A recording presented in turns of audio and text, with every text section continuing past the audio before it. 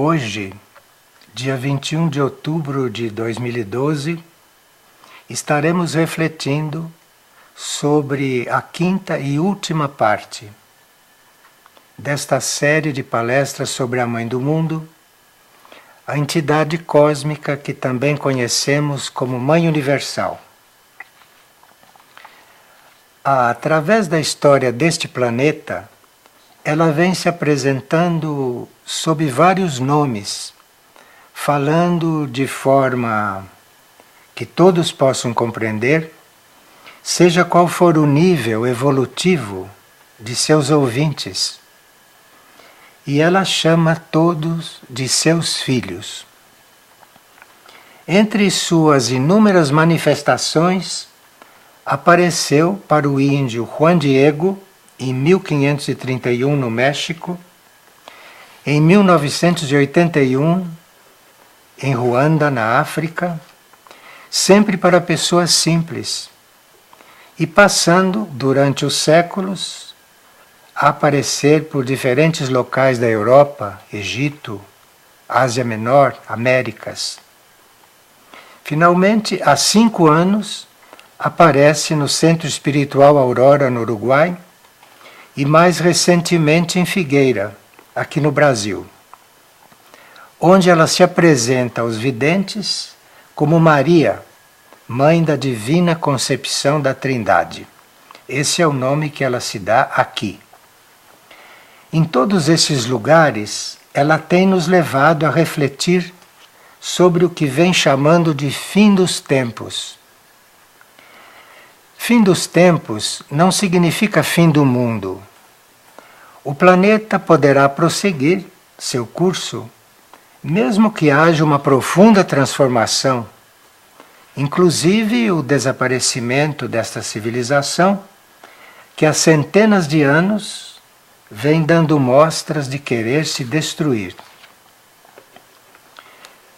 Sem intenção alguma de nossa parte de querer amenizar o que se observa da ação do homem de superfície desta terra, e sem querer justificar a destruição pelo homem em todos os campos de vida, cabe-nos lembrar que um novo mundo pode surgir, embora antes disso o período de aplicação do que se chama justiça divina possa custar profundas transformações na humanidade da superfície do planeta. No campo das profecias, em todos os tempos, foi anunciado que são os pobres e humildes no Senhor que chegarão a perceber o que vem se apresentando como sinais dos tempos. Porque os orgulhosos não conseguem ver além do que o próprio intelecto nos mostra. Temos que ir além do que o nosso intelecto nos diz, para ficarmos diante de certas realidades que a maioria não está conseguindo perceber em toda a sua gravidade. Um pouco por estar distraída com preocupações da vida diária e seus problemas materiais, ou por não ter intenção de aprofundar a própria visão e a própria compreensão de fatos tão evidentes, a humanidade continua alheia ao que realmente se passa no planeta em todos os níveis de consciência. Em um mundo que os orientais chamavam de obscuro e ignorante, sempre houve quem ouvisse uma voz divina. E sempre houve quem a encontrasse além da visão normal. É na pureza de coração e na mente liberta de conceitos que a maioria considera reais, é que através dos tempos se vem testemunhando a existência de outros níveis de realidade.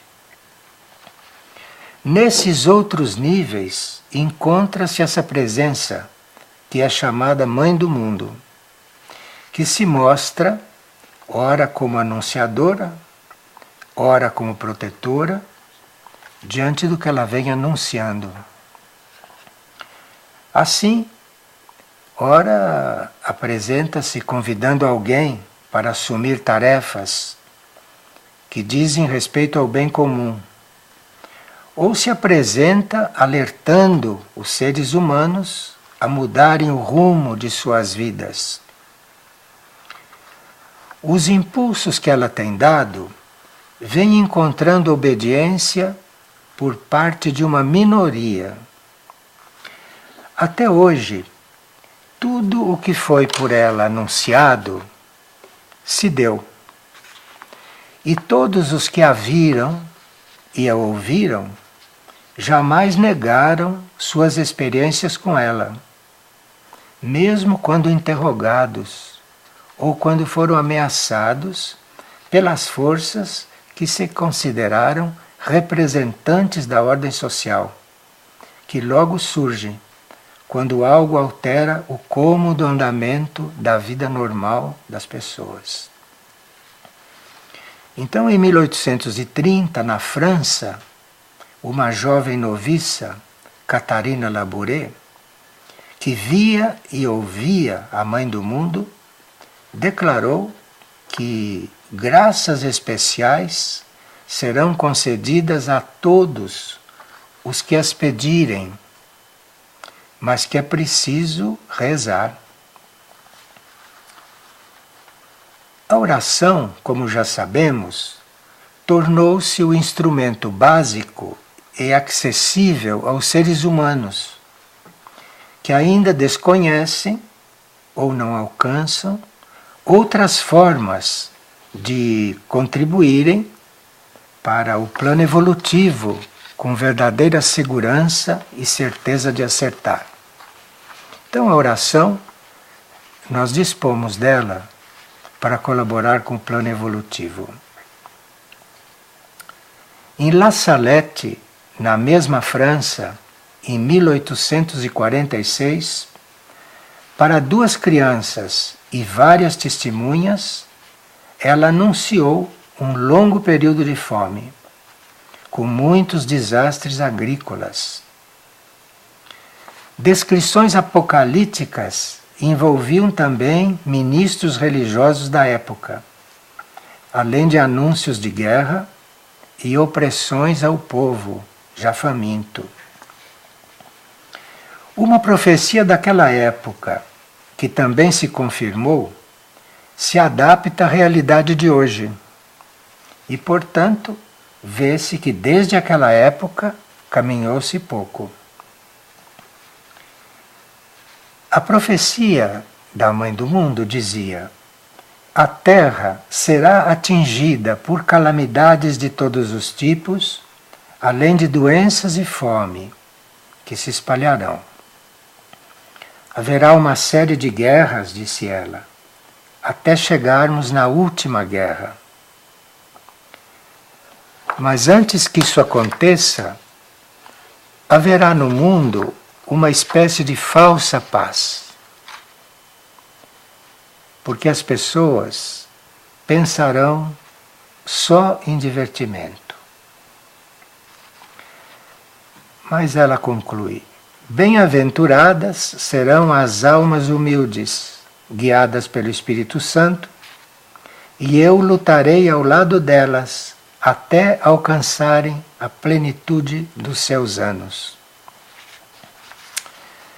Vejam como as situações se repetem, e são as mesmas depois de tantas experiências recebidas com indiferença. Nas aparições, a Mãe do Mundo diz que a natureza pedirá reparação pelos crimes que já se vinham cometendo com a terra e com todos os elementos. As estações do ano serão alteradas, disse a Mãe do Mundo, em 1846. A terra nada produzirá além de frutos estragados. As estrelas perderão o movimento regular. A lua refletirá apenas um fraco brilho avermelhado. Então, a água e o fogo vão purificar a terra e consumir as obras do orgulho do homem, e depois tudo será renovado.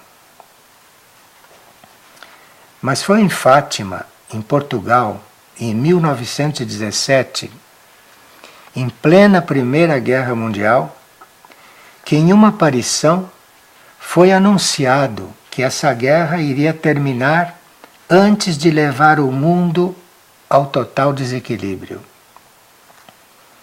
Vê-se que a Mãe do Mundo evitou essa hecatombe várias vezes e que hoje continua tentando que a Terceira Guerra não aconteça. Em Fátima, as 3 crianças videntes, 2 ela levou logo para os planos elevados de vida, que ela chama os céus. Mas uma delas, Lúcia, continuou encarnada para prestar testemunho e resguardar o que foi chamado de segredos. Aos videntes, nessas aparições da Mãe do Mundo, são reveladas algumas coisas que eles mantêm sigilosas. Vê-se que essas coisas que eles não contam servem para a formação interna deles e dificultariam a compreensão das pessoas em geral. Em torno desses segredos transmitidos às crianças em Fátima, houve muita aflição por parte do povo por conhecê-los. Todos queriam saber os segredos. Principalmente em se tratando do terceiro, porque parecia tratar-se de uma situação extrema que dizia respeito a um ciclo do mundo. O segredo, segundo a vidente Lúcia, constava de 3 coisas distintas. A primeira foi uma visão daquilo que se chama inferno, que foi proporcionada às 3 crianças. Isso que temos como um estado de consciência infernal, que muitos experimentam após desencarnar, lhes foi mostrado como um mar de fogo, existente não na superfície do planeta, mas numa das suas dimensões internas. Mergulhados neste fogo, as crianças viram seres do mal muito ativos e muitas almas penadas. E foram mostradas também situações aterradoras que constam das declarações dos videntes, aceitas pelos investigadores naquela época e, finalmente, pela Igreja, que é sempre muito cautelosa. A outra parte da visão de Lúcia mostrava que se a humanidade não se transformasse, iria começar uma guerra pior e maior. E o aviso foi dado com as seguintes palavras, segundo a vidente Lúcia: quando virdes uma noite alumiada por uma luz desconhecida, sabei que é o grande sinal que Deus vos dá de que vai punir o mundo por seus crimes, por meio da guerra, da fome e das perseguições. As aparições em Fátima previram também mudanças na política mundial, que se não tivessem acontecido naquela época, como foi anunciado pela Mãe do Mundo, provavelmente armas nucleares terão sido detonadas mais tarde como consequência da rivalidade entre nações, que naquela época foram apaziguadas. Quanto ao terceiro segredo, que só muitos anos depois foi revelado qual era pelo Vaticano, foi descrito como um anjo apontando para a terra e dizendo: penitência, penitência, penitência.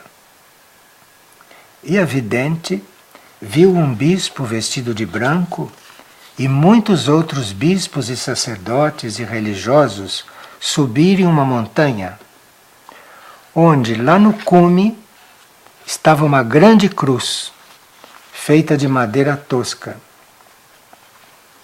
O Papa, escreveu a vidente Lúcia, antes de chegar lá, atravessou uma grande cidade, meio em ruínas e meio trêmulo, com o andar vacilante, acabrunhado de dor e de pena, orava pelas almas dos corpos que encontrava pelo caminho.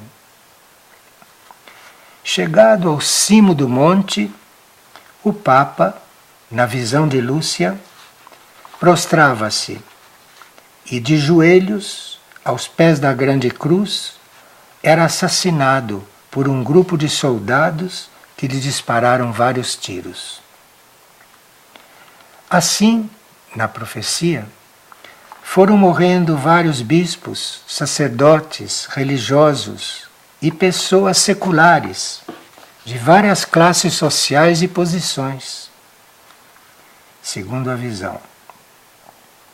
Sob os 2 braços da cruz, que havia lá no alto da colina, estavam 2 anjos, cada um com um regador de cristal nas mãos, e neles recolhiam o sangue dos mártires.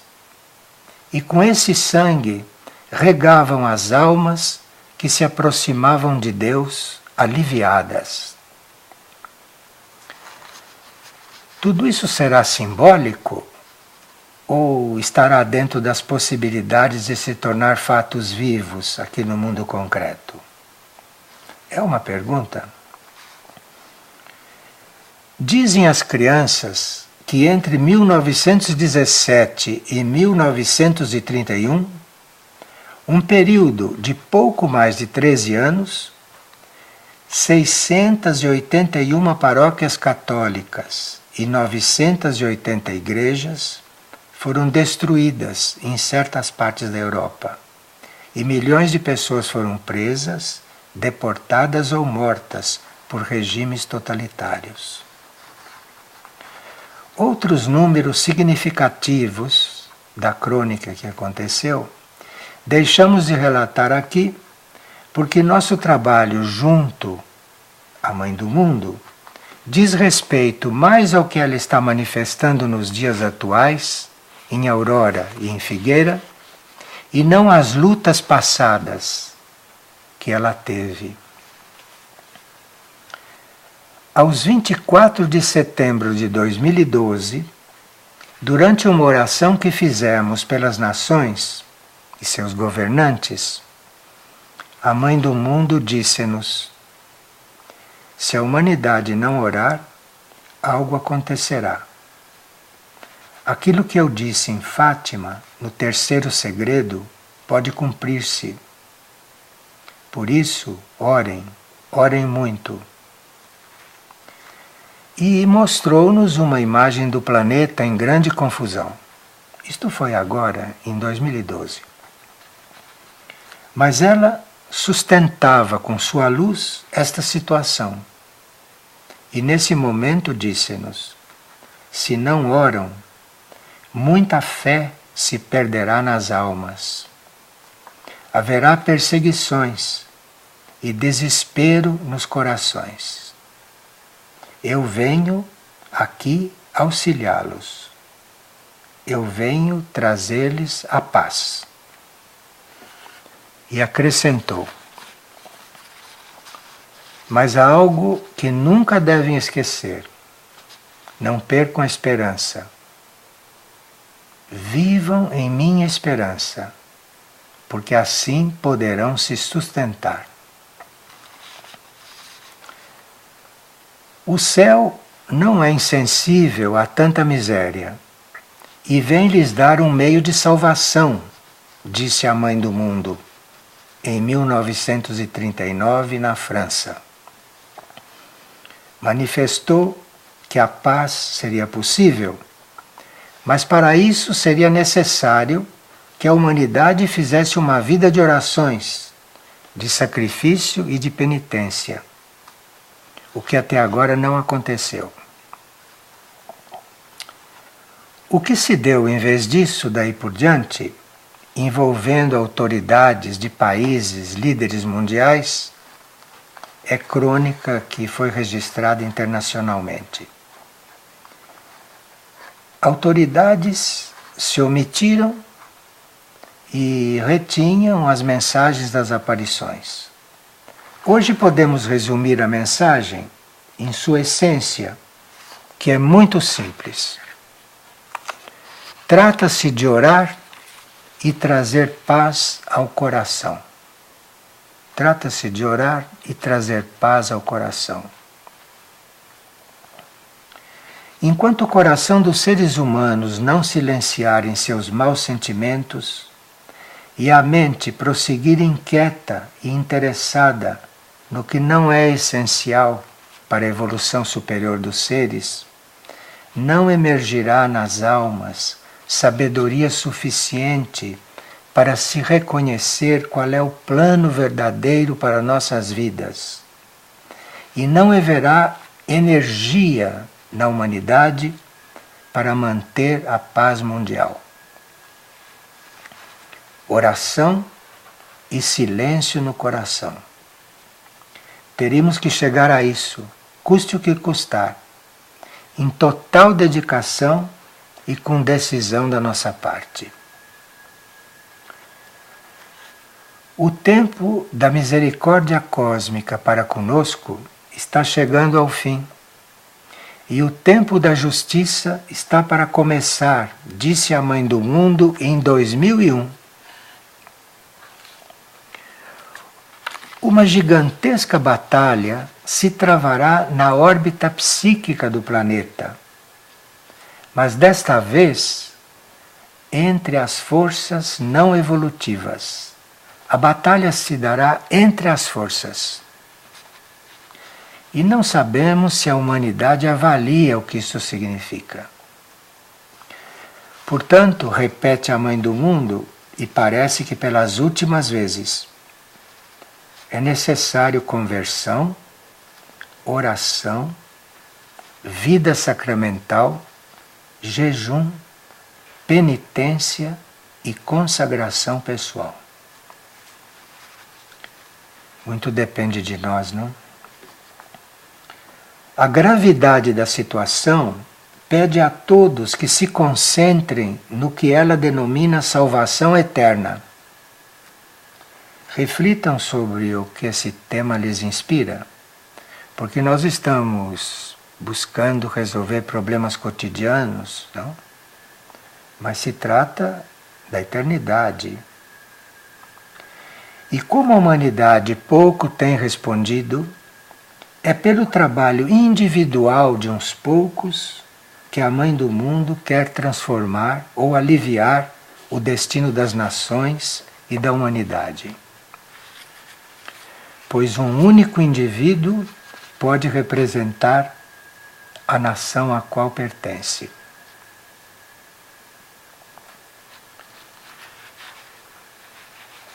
Agora, vamos tentar responder algumas perguntas que nos fizeram, que complementam o conjunto das 5 palestras desta série que vocês acabam de ouvir. Perguntam-nos como proceder para praticar a confissão e a comunhão conforme foi pedido pela Mãe do Mundo, quando não se é católico ou quando não se tem religião. O que chamamos de comunhão é aquela coligação que fazemos em nós com o nosso ser superior, com a essência crística e universal dentro de nós. Para fazer isso, parece que a maioria necessita de um ritual que a Igreja Católica dispõe. Nós temos instruções da Mãe do Mundo sobre o assunto e algumas delas se referem a todas as necessidades das pessoas. As instruções são que às sextas-feiras faça-se a comunhão reparadora em alguma igreja, para tanto que nas cidades se procure um sacerdote. Mas nas comunidades luz como Figueira, em humildade, se pode comungar de maneira simples, compartilhando o pão. Quanto à confissão, pode-se realizar dirigindo-se a um confessor ou diretamente ao próprio eu divino ou a Deus, pedindo uma oportunidade de equilibrar faltas cometidas após se ter feito um honesto exame de consciência. Outra pergunta que nos fizeram é sobre o uso do rosário.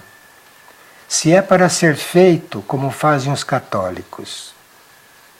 Dizemos que sim, porque a Mãe do Mundo está pedindo também que meditemos sobre os mistérios que a religião cristã enumera. Várias religiões orientais também fazem uso de orações por meio de contas, que se apresentam em diferentes quantidades. Esse uso de contas, como no caso do rosário, leva o indivíduo à necessária introspecção, pela repetição da mesma oração dezenas de vezes, combinadas com outras no mesmo exercício.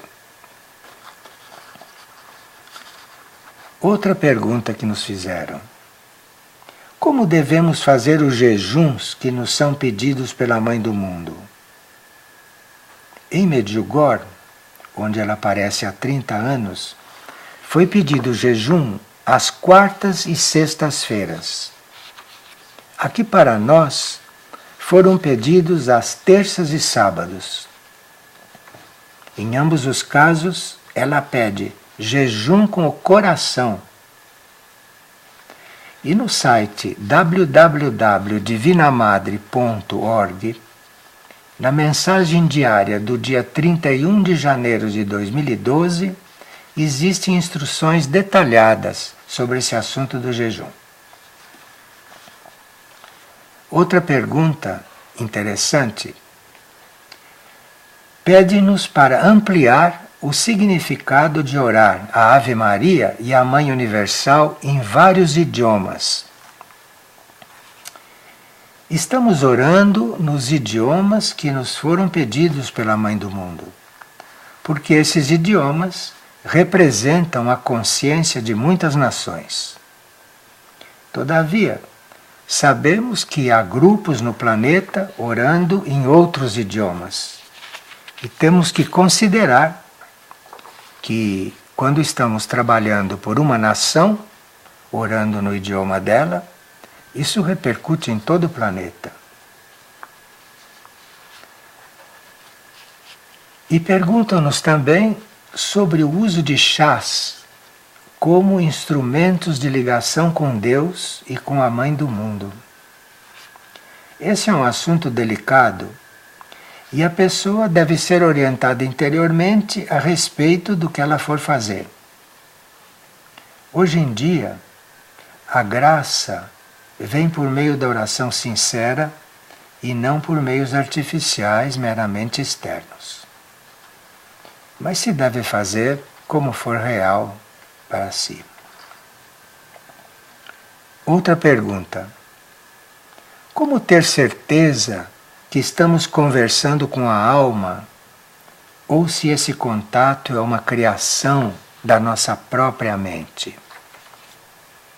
Bem, basta observar se em nós estão acontecendo verdadeiras transformações.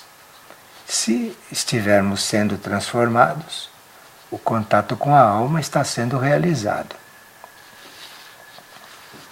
São as nossas transformações que indicam se estamos realmente em contato. E depois, muitos fizeram perguntas sobre o resgate planetário. E encontram amplas respostas no meu livro A Quinta Raça e em várias palestras minhas, de Madre Ximane e de Frei Arthur, publicadas pela Erdim Editora.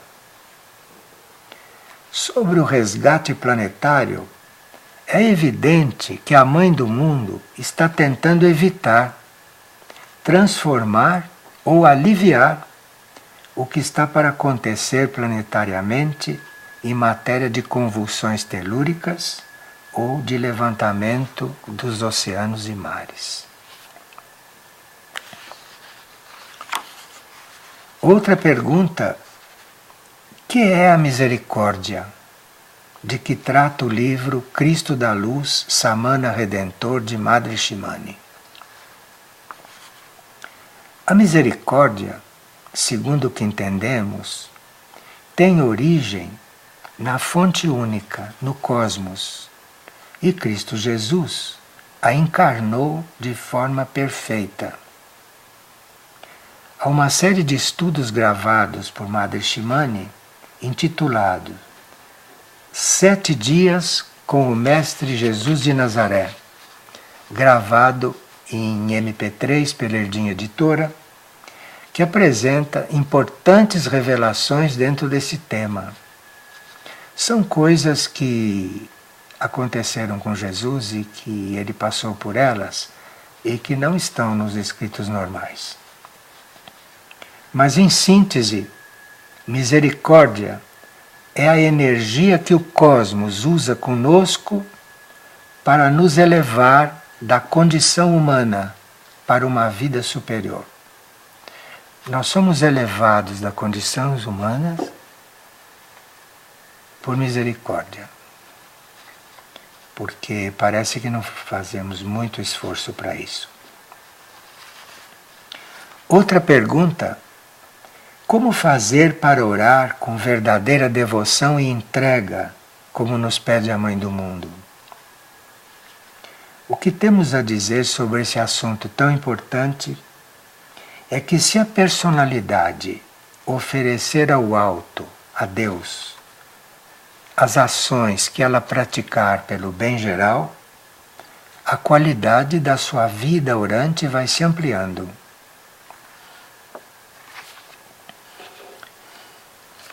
Perguntam por que uma hierarquia da luz anuncia certas datas e depois as datas são mudadas. É porque as datas referem-se a conjunturas que não são fixas. E quando a hierarquia anuncia uma data, ela pode mudar quando acontecem transformações na consciência e no comportamento da humanidade. Se nós mudamos a consciência e mudamos nosso comportamento, coisas previstas podem não acontecer. Perguntam também como fazer para servir aos animais e como atender animais deficientes sob a luz do ensinamento da Mãe do Mundo. Ela é mãe de todos os seres vivos, em todos os reinos.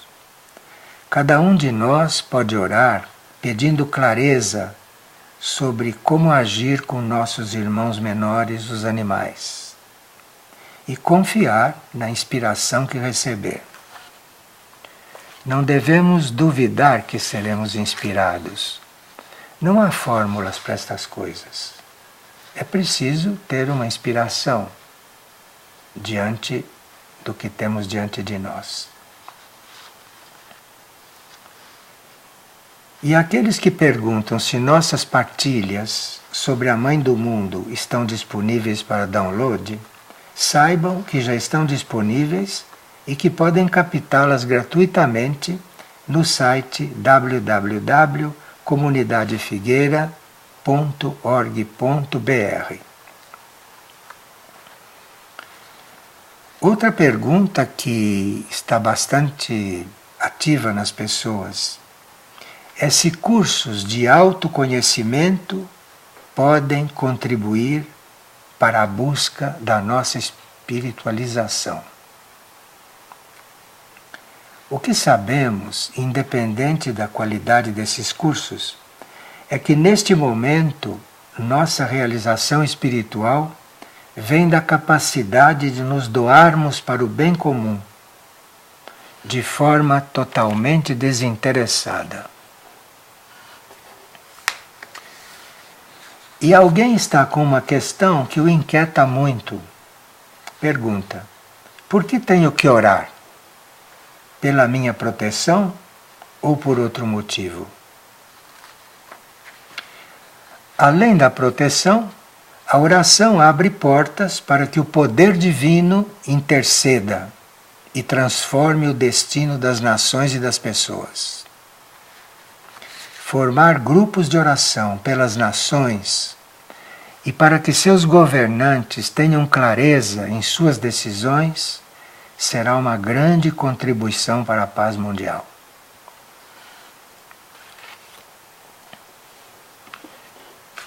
A pessoa que pergunta se deve continuar usando uma imagem para se aproximar da Mãe do Mundo, lembre-se que ela tem nos instruído para buscá-la dentro de nós, em nosso coração.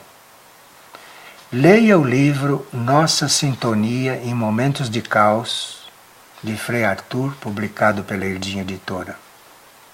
E em seguida, você se sinta livre para orar da forma que você achar mais verdadeira. Mas jamais esqueça que a sua forma de orar pode evoluir à medida que praticar orações.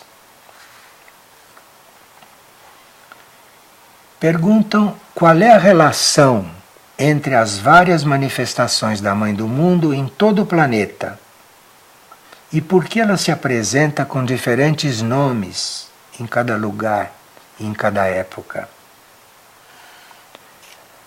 A consciência Mãe é única, apesar das suas várias manifestações. Cada vez que ela aparece, reveste-se da maneira mais adequada ao momento e ao grupo que está sendo contatado. E perguntam o que temos a dizer sobre cursos que ensinam a fazer viagem astral. Como o plano astral também está em juízo e o plano astral é muito conturbado, é melhor não lidar com ele diretamente. Pela oração, pelo caminho da oração, podemos transcendê-lo com segurança e irmos servir em planos espirituais que estão além. E o que a Mãe do Mundo está querendo dizer com oração do coração, perdão do coração e união com o seu imaculado coração? Vocês sabem que o coração é a parte da nossa consciência que tudo sabe sem necessitar de explicações. A mente é que precisa de explicações, o coração não precisa. E a Mãe do Mundo está buscando nos libertar de ilusões mentais, às quais estamos habituados.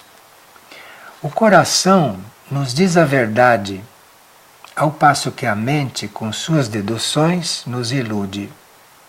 Portanto, ela está nos ensinando: volte-se para o seu coração. E como ficará a situação do reino animal no novo mundo? Há algumas pessoas preocupadas com o reino animal, não? Pena que são poucas. O que podemos responder é que o planeta se prepara para transformar-se em um planeta sagrado e fazer parte da Confederação de Mundos Evoluídos. Portanto, a atual situação do reino animal, permeada de violência e de terror, deverá transformar-se. Precisamos estar atentos e colaborarmos com as mudanças fraternas que a Mãe do Mundo nos vem indicando. Mas nós teremos que estar abertos a essas indicações que pedirão mudanças em nossos costumes e, em se tratando do reino animal, mudanças em nosso hábito alimentar de comer carne de animais assassinados. Isto é básico, inicial. E como um Deus onipotente, onipresente e eterno pode criar um mundo como este? Pergunta uma pessoa. O nosso universo está em processo de constante transformação, rumo à perfeição. Portanto, o que ainda vemos hoje no planeta é uma etapa desse processo no qual nada está fixo e no qual temos certa liberdade de colaborar. Trata-se de cada um fazer a sua parte para que haja progresso. E o que a Mãe do Mundo quer dizer quando nos pede que entreguemos e renunciemos a tudo, se temos compromissos kármicos, às vezes compulsórios? O que ela pede é que consagremos nosso ser a Deus, onde e na situação em que estivermos. Não importa em que situação você está. Naquela situação você se consagre. Trata-se de nós nos consagrarmos e nos mantermos na fé. Quando nos consagramos realmente, coisa alguma permanecerá como estava.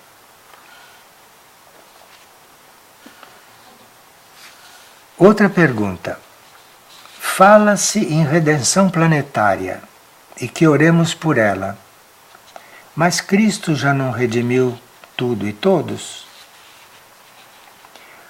O que sabemos é que a humanidade, naquele tempo, estava a ponto de fracassar. E ele possibilitou que a humanidade prosseguisse na sua trajetória evolutiva, porque abriu as portas para que a humanidade pudesse assumir a sua redenção. Mas isto não tem acontecido, porque as ações humanas até hoje continuam contrárias à lei superior que ele nos trouxe com toda clareza. Mas aqueles que continuam seguindo a lei superior, devem estar contribuindo para uma mudança, certamente. Agora vamos encerrar com uma pergunta que parece muito importante para um grande número de pessoas. A pergunta é a seguinte: o que significa vigiar, estar em vigília? O que significa ser vigilante? Mestre Moria, que nós citamos muito numa destas partilhas anteriores, Mestre Moria nos diz que o vigilante é aberto, que o vigilante é o que aspira ao conhecimento e à nova consciência. É intrépido e verdadeiro. O vigilante é dedicado, é trabalhador, é perspicaz na sua observação, é sensível e nunca é indiferente.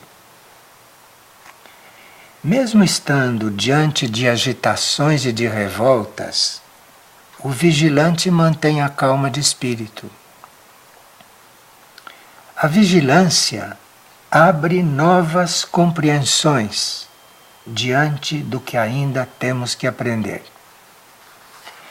Esse grande instrutor também nos diz que quem aspira ao conhecimento superior deve estar sempre vigilante. Mas a vigilância deve ser alegre.